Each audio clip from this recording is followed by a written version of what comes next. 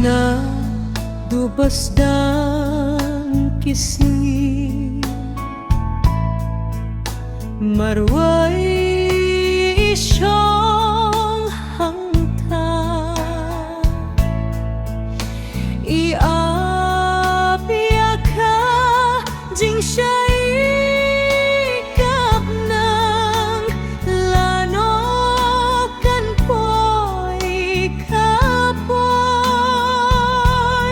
bakiklur ki ay jing siya'y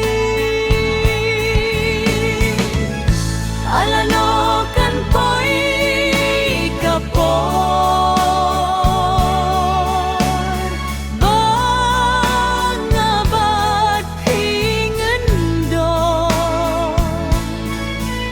kasni upnay ki ay jing siya'y nga nhiều ki klur kapor kan sa batay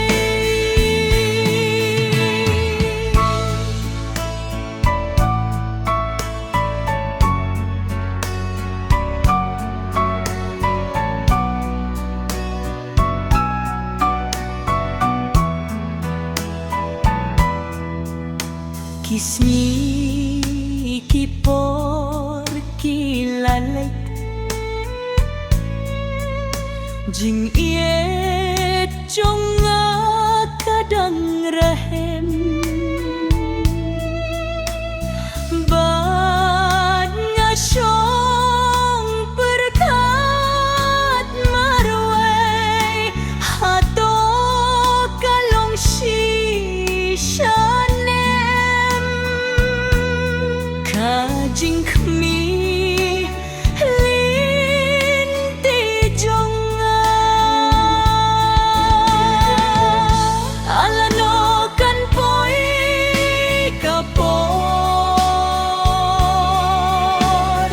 bangabat hingan don kasngi upnay ki ay jing siya'y nga nhiều kapor kan sa batay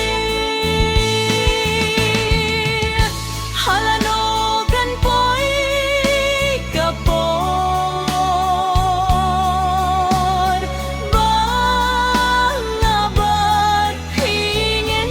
don kasni